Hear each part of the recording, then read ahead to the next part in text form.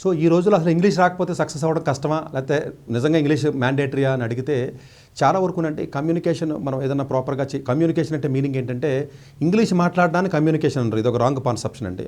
మన ఐడియాని మన మైండ్లో ఉన్నది మనకి తెలిసింది ప్రాపర్గా అవతల వ్యక్తికి మనం చెప్పగలగాలి. ఆ చెప్పి సబ్జెక్ట్లో కూడా డెప్త్ ఉండాలి. జస్ట్ లైక్ మాట్లాడటం వస్తే సరిపోదు.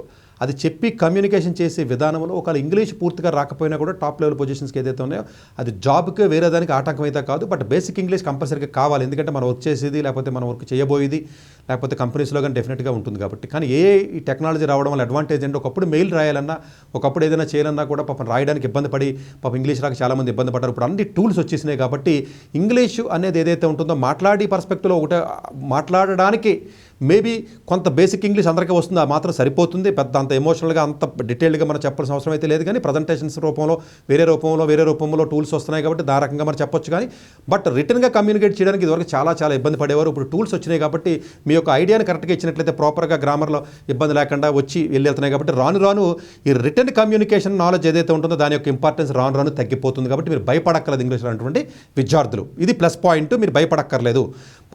మామూలు ఓరల్గా కమ్యూనికేట్ చేసే విధానం ఏదైతే ఉంటుందో టాప్ లెవెల్ పొజిషన్స్ ఏవైతే ఉంటాయో వాటికి మీరు మీ కమ్యూనికేషన్ సింపుల్గా ఉండి మీరు కరెక్ట్గా మీ సబ్జెక్ట్ని కానీ కరెక్ట్గా ఎక్స్ప్లెయిన్ చేయగలిగితే వాళ్ళు కూడా ఎక్కడా కూడా కమ్యూనికేషన్ సరిగ్గా లేదు కదా అని చెప్పి. కమ్యూనికేషన్ అంటే లాంగ్వేజ్ కాదు, ఇంగ్లీష్ కాదు. కమ్యూనికేషన్ అంటే నీ సబ్జెక్ట్ని చెప్పగలగడం. ఆ చెప్పగలిగేది డెఫినెట్గా ఏవైతే కొన్ని లో లెవెల్ మార్కెటింగో లేకపోతే లో లెవెల్లో ఉన్న జాబ్స్ ఏవైతే ఉంటాయో వాటికి ప్రాపర్గా ఇంగ్లీషో లేకపోతే ఇంకోటి రావాలని చెప్తారు తప్ప టాప్ లెవెల్ జాబ్స్కి పెద్ద జాబ్స్కి డెప్త్ ఉన్న టెక్నికల్ జాబ్స్కి లేకపోతే డాక్టర్స్కో లేకపోతే వేరే వాళ్ళకి ఏదైతే ఉంటుందో ఓవరాల్ ఇంగ్లీష్ అనేది బేసిక్ ఇంగ్లీష్ మనకు వచ్చినట్లయితే సరిపోతుంది. మేబీ రిటర్న్ అనేది వేరు. రిటర్న్ అనేది డెఫినెట్గా చాలా టూల్స్ వచ్చినాయి కాబట్టి హ్యాపీగా మోస్ట్ ఎఫెక్టివ్గా మీరు కమ్యూనికేట్ చేసుకునే అవకాశం వచ్చింది. కాబట్టి ఇప్పుడు వరల్డ్లో ఇంగ్లీష్ అనేది బేసిక్ ఇంగ్లీష్ ఉంటే సరిపోతుంది.